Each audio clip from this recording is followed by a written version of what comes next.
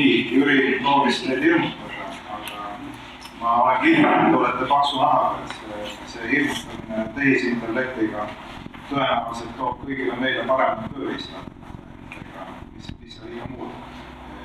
Mina ei usu, et selline mõtleva inimese ja ütleme sellise spetsialisti asjatundja teadmisega inimeste töö nagu otsa lõppeks, et pigem me saame võimsamad tööriistad ja siis ongi võimalus paremaid hooneid, toredamaid linnasid enda abil kujundada. Aga ma pidin teile natukene arvutamisest rääkima ja need on nüüd sellised teemad kõik, et arhitekt peab ennast kehtestama ka nendes valdkondades.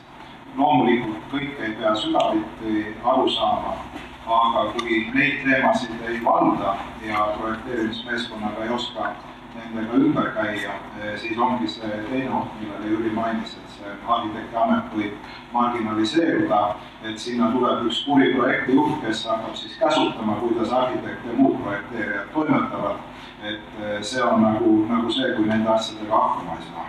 Nii et missuguse rolli me ise tahame enda tööle valida, sellest väga palju sõltub.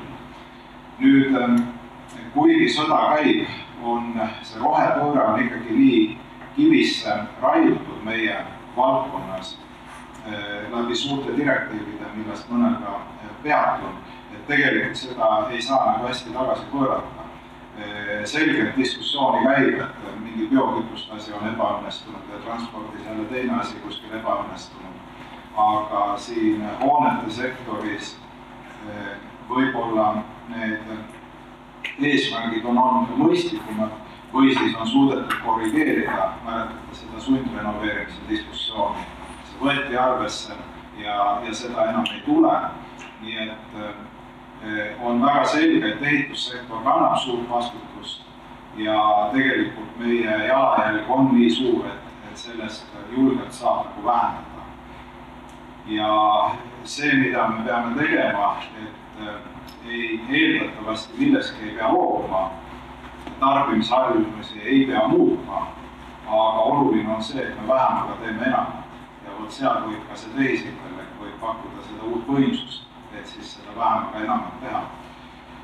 Ja veel ma rõhutaks nagu seda, et hoonete puhul on tõesti see uuenev hoonete energiatõhususe direktiiv, mille Euroopa Parlament juba ära kinnitas siin märtsikuus, aga ootab veel liikmesriikide kinnitust, nii et ta nagu on formaalsused veel on vastu võtmata, aga sellest juba palju räägitakse.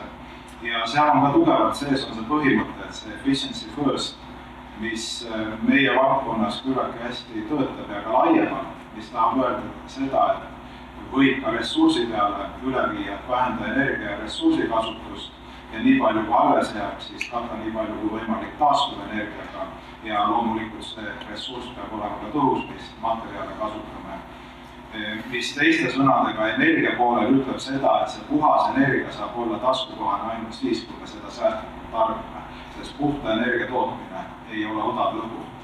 Ja ma kunagi mäletan, ma olin koolipoiss, kuulasin raadiot, keegi tähtis füüsikaprofessor rääkis, no teate see energia ja see on nii, et kindlasti 20 aasta pärast energiat on nii palju kui vaja, kõik saavad, see on puhas, siin ei ole mingit probleemi, füüsikaseadused on nii ja väike paistab ja seda teha. Aga täna ma olen juba üle 50, ei ole seda kuidagi tulnud, et võib-olla siis minu lapsed näevad selle aja ära, aga tegelikult me selle puhta energia poole liigume samm-sammult väga vaevaliselt suurte investeeringutega, vaidleme siin meretuuleparkide toetustöö üle, palju hakkab maksumaksjale maksma. See on loomulik, et need asjad ei tule lihtsalt. Ja võib-olla teine mündipool on selles, et midagi on toimunud ka ühiskonnas. Et arhitektile ja insenerile vaadatakse otse ja küsitakse tulemust. Et tarbija tahab kvaliteeti, ei ole kahtlust, esteetika, kõik see sinna juurde, aga taskukohaste kuludega. Ja need kirjutised, mis on meedias käsitletakse kuskil jälle energiat põles, kellelgi oli kaldtee, elektriküte sees ja hirmus suured arved. ja teisest küljest energiamärgiste kvaliteet, kuidas nendega on, et need on nagu sellised ilmekad näited, mida tegelikult täna oodatakse, et ehitussektorile keegi armu ei anna, tarbija maksab suure raha, et osta korteri ruutmeetrit Tallinnas või Tartus ja eeldab, et selle eest saab ka väga hea asja. Ja see on meile kõigile tegelikult suure väljakutse. Nüüd, kui me räägime kliima soojenemisest, siis ainuke vaidluse objekt on selles, kui suur on inimtekkeline mõju. Ja see võib olla siis natukene suurem või natukene vähem suurem, sellest diskussiooni ma ei taha langeda, aga kui me vaatame tuima trendi andmeid, siis viimase 50 aastaga suve keskmine temperatuur 1,5 kraadi tõusnud ja maksimumil 2 kraadi tõusnud, kuumalaineid on rohkem, kõik selle tunnetavad seda oma naha peal ja loomulikult me peame sellega suutma toime tulla. Nüüd, mis on võib-olla arhitektide puhul on ja üldse ehitussektori üle visatakse nalja, et see on ainuke sektor, kus on nii palju raha, et võib 2 korda samas teha. Et ehitad esimese korra, läheb untsu, ehitad uuesti, teed ümber. Ja teine siuke levinud nalisektori kohta on see, et ükski teine sektor ei tee niimoodi täismõõtkava katsed, nagu ehitussektoris tehakse. Ehitatakse maja valmis, vaadatakse, et jama tuli, okei, teeme ümber siis.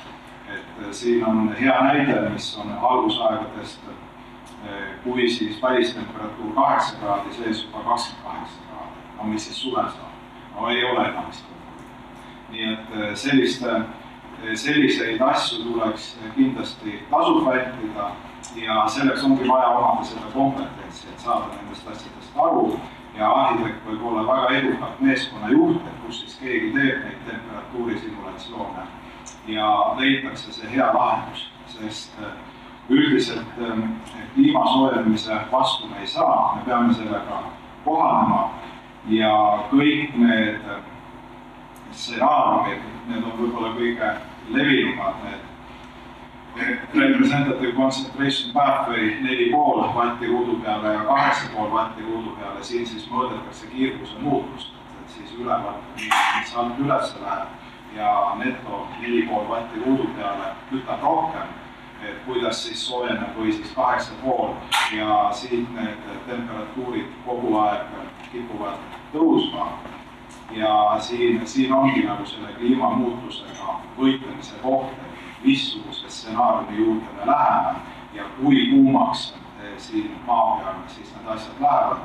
Sama asi on siis nii kuumalainete keskuse kui ka sageduse osas, et need lähevad ka järjest suuremaks. Nii et seda püütakse Euroopas adresseerida väga kõrgel tasemel. Juba on kinnitatud energiatõhususe direktiiv, mis seab lõpptarbimisele väga tugevad säästukohustused ja kuidas seda täpsemalt teha, siis juba käsitletakse hoonete valdkonnas hoonete energiatõhususe direktiivis, et need 2 erinevat direktiivi, mis toob meile uued heitevabad hooned, alates 28 avalikud ja 30 peaks olema kõik uued hooned heitevabad ja panustab nüüd väga palju ikkagi olemasoleva hoonefondi energiatõhususe parandamisse, kasutades 2 lähenemist, üks on mitteeluhoonetele energiatõhususe miinimumstandard, niinimetatud MEPSid ja eluhoonetes siis sellise progressiivse renoveerimise projekti kaudu, kohe seda ka natuke näitab. Ja püüab harmoniseerida energiamärgised üle Euroopa, et need enam-vähem sama asja igal pool näitaksid. Ja selline uus visioon muuta Euroopa Liidu hoonefond heitevabaks aastaks 2050. Minule väga ei meeldi, sest see on tegelikult natuke ületulistav. Aga Euroopas ongi selline asi, et me siin põhja pool üldiselt oleme harjunud tegema seda, mida me räägime. Aga mida lõuna poole sa lähed, et seda vähem see, mida tehakse, mida räägitakse, läheb omavahel kokku. Nii et siin on suuri erinevus, et see, et visioon heitevabadest hoonetest meile tundub, et kui see tehniliselt aastaks 2050 ei jõua, et see on jama, aga siis Kesk-Euroopas juba tundub, et see on täitsa okei, et ikkagi sinna poole me astume, nii et paneme kirja ja paugutame. Ja selline ületulistamine on kahjuks nagu ka selle Euroopa poliitika üks osa. Nii et siin hakatakse varsti koostama riiklikku renoveerimiskava, mis tehakse pikaajalise rekonstrueerimise strateegia põhjal ja peab olema siis valmis järgmise aasta lõpuks ja siis selle järgi tuleb hoonete energiatõhusust parandada.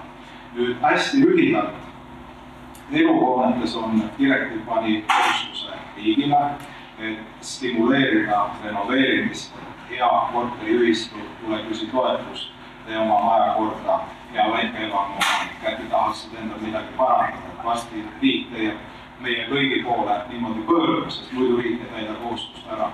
16% aastaks 2030 võrreldes 20 tasemega peab kilovatt-tundi ruutmeetri kohta aastas hoonefondis keskmiselt, siis eluhoonefondis vähenema ja see arvutatakse primaarenergia järgi, et see on natukene erinev kui siis hoonetesse tarnitud ehk siis ostetud energia, kasutatakse primaarenergia tegureid selles arvutuses, aga oluliselt see tulemust ei muuda ja tegelikult need on suured numbrid. Aga nüüd selle numbri puhul on hea see, et see on kilovatt-tundi ruutmeetri kohta, et siis on võetava pinna ruudu kohta, ehitame palju uusi hea tõhususega hooneid, siis parandab ka tegelikult seda numbrit. Ja muidugi renoveerimine väga palju parandab. Kui majad jäävad tühjaks ja neid maha siis ka see parandab seda numbrit. Nii et see on natuke kurioosne, aga kuna ta on keskmine, siis ta on teatud mõttes nagu õiglane, et uusehitus ei aja siin midagi sassi, vaid uusehitusel on positiivne mõju. Ja nii et sellised sihid on ees ja need tuleb siis täpsemalt kuni aastani 2050 paika panna. Aga nüüd mitteeluhoonete puhul tuleb, siin on sama protsendid, tuleb väga selgelt kohustus hoone omanikule ja siin tahetakse seda, et hoone omanikud viiksid need kõige halvima tõhususega hooned nendest viimastest märgiseklassidest välja. Ja meil on tegelikult see märgiseskaala juba uuendatud, kui praegu minna vaadata energiamärgise määrust, siis juba leiab selle üles, see on uus redaktsioon, jõustub 1. märts 2025 ja siis on meil ka G-klass on viimane ja ideeliselt 15% halvima tõhususega hoonetest peaks langema G-klassi ja aastaks 2030 tuleks kõik sealt siis välja viia F-klassi ja oleks targem viia E-klassi, ehk siis need F ja G-klass on sellised, millest tuleb võimalikult kiiresti välja kolida ja kui direktiivi täpsemalt lugeda, siis aastaks 2050 need kõige kehvemad hooned enam alla D-klassi ei tohiks olla.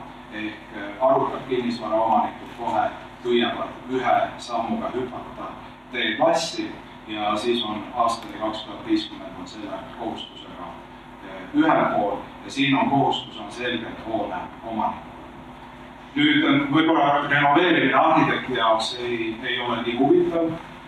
Tulengi siin nüüd uute hoonete juurde ja kuidas siin hakkab minema, kus on seda loomingulisust aspekti on kindlasti palju rohkem kui renoveerimises, aga kuna renoveerimise mahud eeldatavasti saavad olema väga suured, siis kindlasti ka seal arhitektid peavad endale leidma õige töö ja seda protsessi ka niimoodi suunama, et need renoveeritud elamud ja mitteelamud oleks siis ka arhitektuurselt hea kvaliteediga, sest muidu on oht, et keegi teine jällegi teeb need otsused ära ja võib-olla siis see lõpptulemus ei ole nii hea.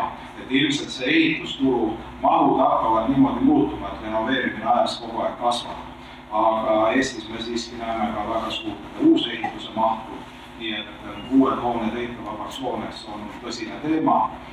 Ja need saavad energia mõttes olema 10% väiksem energiatõhususarv kui täna ja seal on mõned nõuded veel, et fossiilkütus kohapeal ei tohi kasutada, taastuvenergiat tuleb kasutada, tõhusat kaugkütet jahutamist samamoodi ja tuleb ka siis CO2 piirmäär kehtestada, mis on kasutusaegselt CO2 piirmäär, aga siis tuleb ka uus kohustus hakata arvutama süsiniku jalajälge, olevusringi süsiniku jalajälge, mis on siis alates 28 suurematele majadele, mis on üle 1000 ruudu ja alates 2030 kõikidele uutele hoonetele. Ehk siis heitevaba hoone jutt käib ainult uutele hoonetele. ja selleks komisjon valmistab ette ka teatud raamistikku ja on selgelt kirja pandud, et liikmesriigid avaldavad oma tegevuskava, mis sisaldab ka piirväärtused ehk siis miinimumnõuded süsiniku jalajäljele, mis peavad hakkama kehtima alates 2030. Nii et selline kohustus on direktiivi kirja pandud. Tänane seis on selline, et kui neid analüüse on tehtud, siis öeldakse, et Taani, Soome, Prantsusmaa, Holland ja Rootsi on kõige eesrindlikumad süsiniku jalajälje arvutamisel. Kõikidel nendes riikides on siis kas piirväärtused on olemas või kohe valmimas ja mõnes juba ka kehtivad. Direktiiv viitab selle arvutuse juures üldtuntud standardile, aga ka siis Euroopa ühisele levelsi jätkusuutlikkusele raamistikule, kus on siis üks indikaator, mis selle GVT-ga ehk süsiniku jalajäljega tegeleb. Ja kui nüüd siia hästi lühidalt sisse vaadata, siis süsiniku jalajäljest väga olulise osa moodustab igasuguste ehitustoodete, materjalide, komponentide tootmine ehk toormest tehase väravani esimene suur etapp, siis tuleb ta objektile transportida ja objektil tekivad kaod, et see A1 kuni A5 on väga selline loomulik tervik, siis need B-omad, kui asendatakse, juba saab, tuleb 20 aasta pärast välja vaadata, lihtne arvesse võtta. B6 on meil juba reguleeritud ja mõtteliselt siis hoone ehitatakse 50 aastaks, 50 aasta pärast toimub lammutamine, utiliseerimine. Et sellist arvutust te hakkate tegema, et oma loomingu te peate 50 aasta pärast maha lammutama ja ära utiliseerima. Et head majad kindlasti püsivad sajandeid, aga lihtsalt see kokkulepitud arvutusmetoodika on natukene naljakas, et see lõppkäitluse etapp on juba 50 aasta pärast. Nii et seda arvutuslikult tuleb teha. Ja võttes siin nüüd ühe näite, Rootsi on väga hea näide sellest suhtes, et neil on põhjalik kodulehekülg ja see on juba inglise keeles olemas. Nii et nende puuverked, nende ministeerium on asjaga tõsiselt tegelenud, metoodika loonud, piirmäärad avaldanud ja Rootsi on siis piirdunud selle ehitusmaterjalide ja komponentide A1 kuni A5 etapiga. Ainult sellele kehtestanud piirmäärad ja need piirmäärad täna veel ei ole kohustuslikud, aga peatselt tulevad. Ja need piirmäärad on nii lihtsa tabelikujul seal on olemas, et näiteks võtame korterelamud, siin on kohe esimene 375 kilogrammi CO2, nende puhul siis brutopinna ruudu kohta ja nad ei ole jaganud seda 50 aastaga, nagu paljud riigid teevad, aga kuna neil on ainult see A1 kuni A5 on võetud praegu oledust riigist ja nemad siis maha ei lammuta. Ekspluatatsiooni ka nende numbri sees ei ole, nii et sellepärast nad ei pea seda 50-ga jagama, aga kui see jagada 50-ga, siis need väärtused on alla 10, et siis lihtsalt kui võrdlete mõne teise riigi omaga, kus jagatakse läbi, on hea teada, kus see erinevus sisse tuleb. Võtsin siia ühe arvutusnäite, et kui selline üks tubli korterelamud, nagu meil on ehitatud juba mõnda aega, palju ehitatakse ka täna, selle süsiniku jalajälg võtta, siis A1 kuni A5 etapp on siin näha ja siin need väärtused on siis 50-ga jagatud, kuna Eesti metoodika arvutas kogu olevust, riigi kokku jagas 50-ga, et siis tuleks aasta peale keskmine väärtus, siis me peame siin tegema sellise tehte, nagu siin all on, et see 8,5, 6,3 korrutame 50-ga ja kuna meil käib netopinna kohta, siis teisendame ümber brutopinnale, et siis me saame selline Harju keskmine korterelamu 5 aastat tagasi ehitatud 400, Rootsi varsti jõustub nõue 375. Nii karva võrra peaks seda asja parandama, et kui nüüd need metoodikad kuidagi üks ühele kokku läheks, aga midagi nagu ilmvõimatut siin ei tundu olema. Kindlasti on võimalik seda teha. Ja rootslaste analüüs, nii nagu ka paljudes teistes riikides, sisaldas siis, et palju hooneid on läbi arvutatud erinevates kategooriates ja nad püüdsid valida sellist taset, et siis arhitekt, ehitussektor peaks midagi parandama, et nad ei paneks sellist taset ette, et läheb automaatselt nagu nii-öelda lati alt läbi, ja siin ma julgeksin olla kriitiline, sest tegelikult peaks nende korterelamute ja teiste kategooriate sisse vaatama, et miks nad nii palju kõiguvad. Näen, et igas kategoorias on tegelikult palju kõigumist ja kui juhtub olema 2-kordne korterelamu või juhtub olema 20-kordne korterelamu, kindlasti see jalajälg on erinev, sest konstruktsioonide maht on hoopis teine.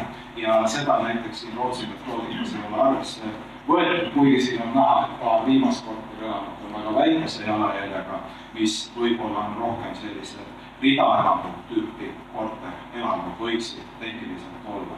Nii et see on omaette ka kunst, kuidas neid nõudeid kehtestada, aga selle suunas me liigume. Ja nüüd ma võtaksin veel, enne kui aeg otsa lõpeb, ühe sellise korterelamute näite, et näidata, et mis nüüd muutub energiaarvukuse poole peal ja need muudatused ka siis jõustuvad ministri poolt juba ära kinnitatud, avaldatud, aga jõustuvad siis 1. märts 2025. Et nagu teada, meil on need A-klass on miinimumnõue ja korterelamutes number läheb suuremaks, et nüüd on siis nagu lihtsam. Tegelikult ei ole, arvutusmetoodika muutub, et soojavee kulude arvestamine tuleb juurde kõikjale korterelamus väga suur mõju. Samamoodi 21,5 kraadi on arvutuslik sisetemperatuur. Valgustus kui väheneb, see annab kokkuhoidu. Ja siis väga olulised asjad on ka kliima soojenemisega seoses, on uus kliimafail soojema suvega ja jahutuse seadeväärtus võetakse ka elamutes allapoole, ehk siis mugavustemperatuur 26 kraadi, mis vastab heale sisekliima standardile ja siiamaani oli kõigest rahuldav, et sellised muudatused on toimumas. Ja parkimissoojadele parklatele tuleb oma number, oma defineeritud kasutusotstarve. Nii et varem oli segadus, et kuidas neid arvestada, kes arvestas laohoonena, kes arvestas üldlinna sisse, aga nüüd on korterelamu soe parkimismaja omaette kasutusotstarve. Ja tõesti muutusid siis nii kütte seadutemperatuurid 26,5, eeldame siis arvutuslikult ja 26 elamutes. Elamute renoveerimisel endiselt 27 kraadi jäi korterelamutesse. KredExi jaoks, kui toetusi annab, et see on vinti üle keerata. Ja siis vaadates seda uut kliimafaili, siin me näeme nii, et see heledam sinine joon on vana, praegu kehtiv ja seal kohe temperatuur, vaatame jaanuar-veebruar. Enne oli nii, et veebruar oli kõige külmem kuu, aga kliimamuutus on toonud selle, et nüüd on siis jaanuar on nii-öelda uus vana veebruar. Et see on muutunud, et see on läinud jaanuarisse selgelt üle, et külmemad temperatuurid ja miinimumid eriti muutunud ei ole, aga siis ta on nagu ühtlaselt tõusnud siin paari kraadi võrra. Ja see paari kraadi võrra tõus tegelikult annab suure mõju.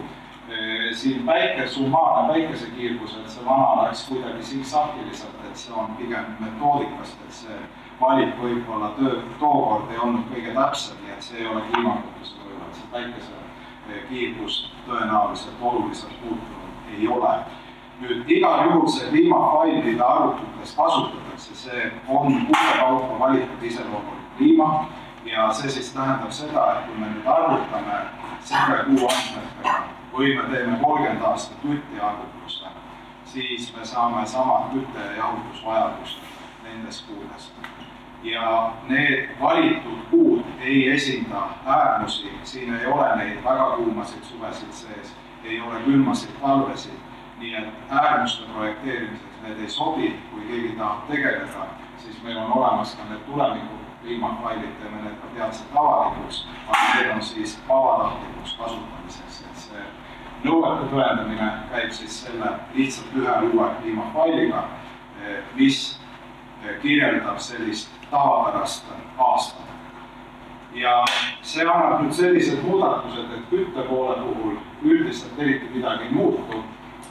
Mitteelamutes on lausa täpselt 0% on kütte muutus, et ruumide kütte veidi vähem, ventilatsioonikütet veidi rohkem, et mingeid pikema külma temperatuuriga perioode oli rohkem, et ventilatsiooni rohkem vaja soojendada, aga summaarselt ikkagi 0. Ja elamutes siin on väike kütte vähenemine, 4-5% väheneb, aga mis siis kardinaalselt muutub, on ikkagi see, et jahutus tuleb kolmandiku või isegi mõningatel juhtudel siin 40% rohkem. Ehk selle jahutuse muutus on väga oluline. Näitan ühe arvutusnäite sellise mittekompaktse korterelamu puhul, mida me kasutame referentsina, et kui see läheb nõuetest läbi, siis on nagu nõuded okei. Ja kui siis hoone kompaktsus on veel hullem kui see, siis hakkame näitama arhitekti tööle, et siis on midagi sealt viga, et siis võib hakata sealt parandama.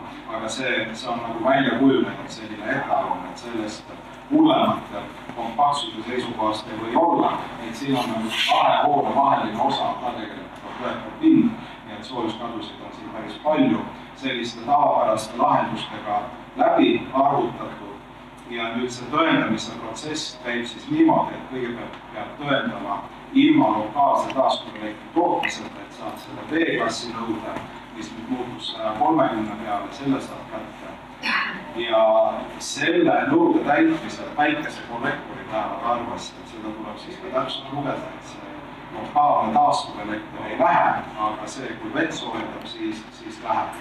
Ja kui ETA B nõue on täidetud, siis tuleb juba lisada nii palju päikesepaneeli kui vaja, et jõuda siis A-klassi nõudeni, mis on 110. Ja juhul, kui ei juhtu olema piisavalt palju varjestamata katusepinda, siis A-klassi nõudet ei pea täitma, need erandid säilivad, mis on ka praegu, aga siis tuleb lihtsalt paigaldada neid paneele nii palju kui mahub ja päris seda A-klassi nõudet ei täida ära, aga sellega siiski nõuded on täidetud. Ja nüüd tekib see küsimus, arhitektuuri kindlasti väga oluline, kui katusele teha terrassid ja neid paneeli ei ole kuhugile panna, mis siis saab? No siis on see vaikimisi tõlgendus olnud niimoodi, et loomulikult terrassid katusele väga hästi sobivad, aga katust vaikimisi loetakse tehnohinnaks. Ehk siis seesama toodang tuleb ära mahutada hoone fassaadidele, siis tuleb minna keerulisemat teed pidi ja otsida neid lõunapoolseid fassaade või rõdupiirteid, kus siis see elekter välja võluda. Ja samamoodi on siis ruumi temperatuuri arvutus on ka kohustuslik.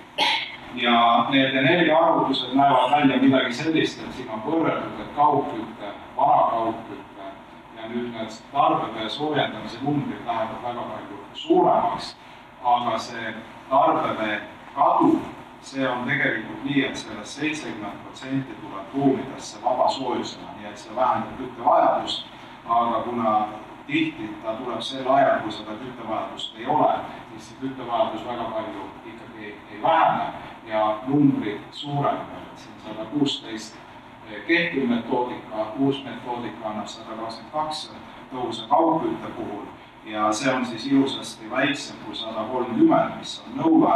Aga kui on õhkvesi soojuspump, siis ei ole lootustki, et seda nõuet täita, et siis tuleb midagi juurde panna ja see, mida juurde panna, ilmselt on siis päikesekollektorid tarbevee soojendamiseks, siis on võimalik seda nõuet ära täita. Nii et ühesõnaga, need on kõik õnnelikud juhtumid, kellel on siis tõhus kaugkütte kasutada või saavad kasutada maasoojuspumpa, aga kui peab minema siis õhkvesi või gaasikütte peale, siis läheb asi oluliselt keerulisemaks. Ja tulles nüüd viimasena selle suvise ruumitemperatuuri juurde, siis see on nüüd praktiliselt nagu 100% arhitekti mängumaa, et mismoodi seda passiivsete meetmetega kujundada. Ja see loogika on meil juba kaua aega kasutusel olnud, täpsemalt aastast 2013, et kui me siis peame tegema temperatuuri simulatsiooni 3 suvekuule, 1. juuni, 31. august, ja siis see toatemperatuur niimoodi seal kõigub ja kui me selle paneme nüüd tõusvas järjekorras niinimetatud püsivusgraafikule, siis meil on täna kirjas, et üle 27 kraadi sinna tohib tekkida 150 kraad-tundi. Ja edaspidi lihtsalt see piir on 26 ja arvutus tehakse uue kliimafailiga, aga põhimõtted jäävad kõik ilusasti paika ja lihtsalt näitan nüüd seda, et kui me võtame praeguse kliimafaili ja see 27 kraadi piirtemperatuuri ja vaatame sellist lõunasse suunatud magamistuba, pannes sinna väiksemat ja suuremat akent, et siis suuremat akende puhul läheb punaseks, nõue enam täidetud ei ole. No proovime sama teha nüüd uue kliimafailiga ja piir on 26 kraadi, kõik juhtub, ükski ei lähe läbi. Aga nüüd meil on aken, mis on siis G0,55 tavaline kirgas, otse suunatud lõunasse ilma mingisuguse varjestust. No see ei asutuses ei peagi läbi minema. Nii et pannes sinna rõdu peale, siin on pandud lihtsalt 1-meetrine varjestus, aga ligikaudu sama efekt, et lõunasse paneme rõdud peale, siis vana kliimafailiga kõik lähevad läbi ja uue kliimafailiga on siis nii, et need hästi suuredena läbi ei lähe, aga endiselt lõuna pool selle rõduga varjestamine väga hästi aitab. Ma võtan siin veel ühe sellise näite, et nüüd on valitud üks konkreetne korter, kus on magamistuba 13 ruutu, elutuba ja muu seal koos 43 ruutu ja mõlemas on juhtumisi siin millegipärast on täpselt sama suur aken. Ehk mõlemas on selline 5 ruutmeetrine aken ja vaatame seda siis nüüd uute nõuete järgi, seda magamistuba vasakul, elutuba paremal. Ja kui ta on nüüd suunatud põhja poole ja kõigepealt siis sellise kirka tavalise 3-kordse klaaspaketiga G0,55 nähtavad läbivus on siis 72%, põhja suunas mingit probleemi ei teki. Loomulikult päike ei paista põhja poolt, et sealt annab siis sellist 20-30 kraadtundi, mis on tühine, nõuded ilusasti täidetud. Paneme selle varjestamata nüüd lõuna poole, siis kisub punaseks. Ja siia tekivad sellised numbrid nagu 880, ehk ei ole lootustki, kui ta on varjestamata, aga 1,5 meetrit varjestus, siis on asi korras. Ja muidugi tekib, ja siin on siis huvitav võrrelda, et see kehtiv metoodika vana kliimafail 27, seal täitis ära see, mis on uue järgi 880. Et tegelikult see muudatus on päris nagu suur. Võime siis vaadata, mis siis juhtub, et kui panna sissepuhkeõhu jahutus ja siis, kui ta on varjestamata, siis 880 kukub 500 peale, nii et ei ole lähedalgi, et sellega ära täita, aga varjestuse puhul meil on väga ilusad numbrid, nii et seal on sisekliima ilusasti korras. Siis võib meil proovida seda, et kui paneks päikesekaitseklaasi, tõmbaks G0,34 peale, mis siis juhtub. Kui on varjestamata, siis endiselt hakkama ei saa ka ventilatsiooniõhu jahutusega, aga siin teisel pool on muidugi jälle kõik ilus.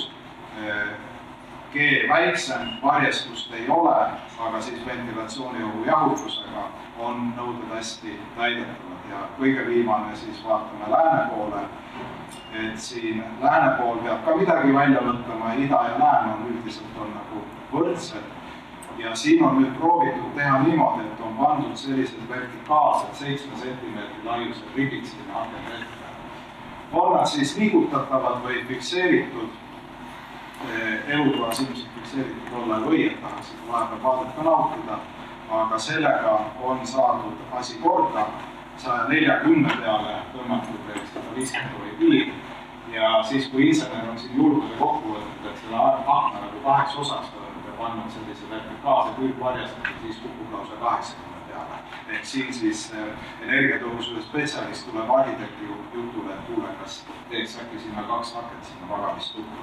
Et siin hakkab nagu ka hästi palju sellist tegelikult, loomulikult arhitekt ise siis pakub neid muudatusi välja, aga see on otseselt arhitekti töölaava peale, kuidas neid nõudeid täita. Ja väga selline põnev maastik, sest samaaegselt peab olema ka päevavalgus korras, nii et sellist samaaegselt ülekuumenemist, insolatsiooni ja päevavalgustegurite tagada. Just, ma tahaks küll, et see ei ole võimalik. Ei ole võimalik.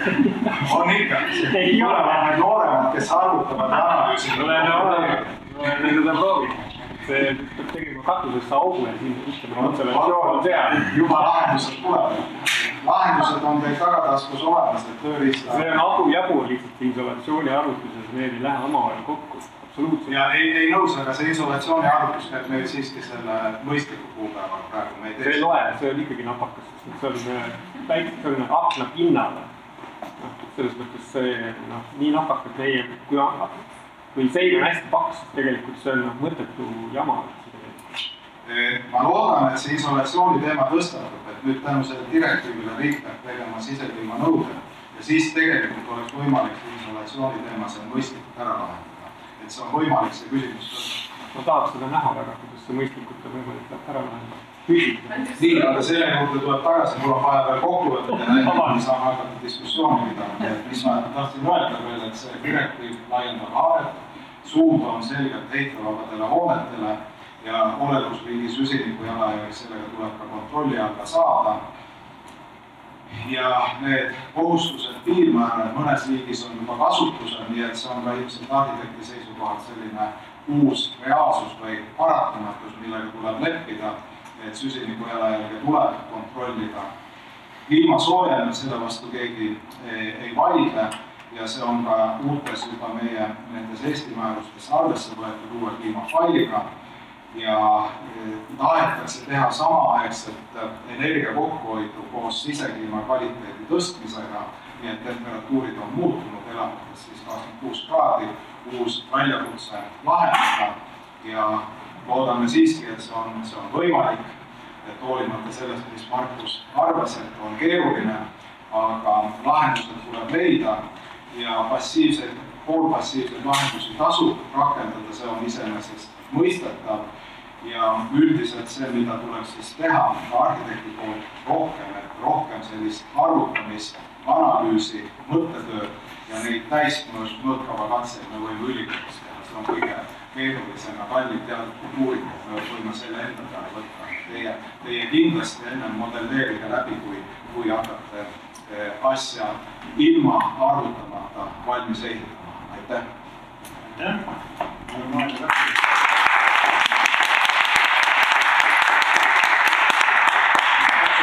Küsimuseks ja esimene küsimus oli juba esitatud. Markus uuesti sõna ei saa, sest ta tuleb kohe ja räägib ise, aga minul on see küsimus, et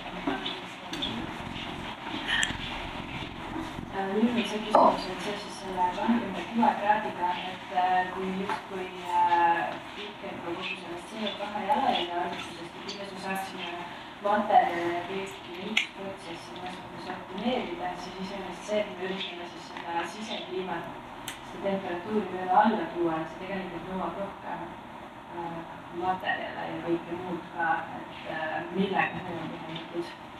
Jah, siis tuleb välja see, et vähemaga tuleb teha enamat, seda tõesti nõutakse. Aga selle 26 kraadi taust on ikkagi see, et see kliimafail, millega me seda arvutame, kirjeldab 30 aastat tagasi, tänasest 30 aastat tagasi keskmist kliimat. See ei ole tuleviku kliima. Ja see ei võta arvesse seda, et meil on iga kolmas suvi on siin suured kuumalained. Kui need kuumalained tulevad, siis see läheb kõvasti üle 126. Seda me täna arvesse ei võta. Nii et see on lihtsalt toodud 1 kraadi võrra allapoole, et ta vastaks niinimetatud heade sisekliima definitsioonile. Standardis on jaotatud 3 kategooriaks, et esimene on parim, teine on hea, et 26 on siis selle hea sisekliima ülemine piir ja varem oli rahuldav, mis oli siis 27. Aga selle 26-ga tahetakse siis tõesti arvesse võtta seda, et kui tuleb kuumem suvi, siis sellest 26 saab 28 ja läheb üle 28 ja siis elab seal kuidagi sees veel ära niimoodi, et see on inimväärne ja need nõrgemad inimesed veel vedu välja ei viska, sest tegelikult suremus kuumalainete ajal suureneb, et see on ka teaduslik fakt. Nii et see on osaliselt ka metoodikast sõltuv, et metoodika ei tegele nende kuumade suledega. Ja võib-olla tulevikus metoodika võib niimoodi muutuda, et tuleb ka neid kuumalaineid läbi arvutada ja siis tagada mingisugused elamisväärsed tingimused. Täna seda ei ole. Nii nagu ma mainisin, need tuleviku kliimafailid, need on meil olemas, need on ülikoolis välja arvutatud, aga neid võib kasutada vabatahtlikult, see ei ole kohustus. Nii et selline taust on. Aga tõesti, vähemalt tuleb teha enamat. Siin ei jää midagi muud üle. see ei ole sees. On. Et kas selliste direktiivide elluviimist, kas sa tehakse koos ehitusseadustiku muutmisel näiteks? Ma toon näite siin näiteks, et vajalik on 1,5 meetrit seda aknavarjastust, et siis on asi okei. See 1,5 meetrit aknavarjastust läheb praegu ehitusvaluse pinnal. No see lihtsalt ei ole mõeldav. Ja samas, kui jutt oli siin nendest rõdudest, rõdud lähevad kõik ehitusvaluse pinnal, sõltumata kui palju nad välja lähevad. Et ma lihtsalt teen ettepaneku, et võiks seda läbi rääkida, et need võiksid meil tulevikus muutuda.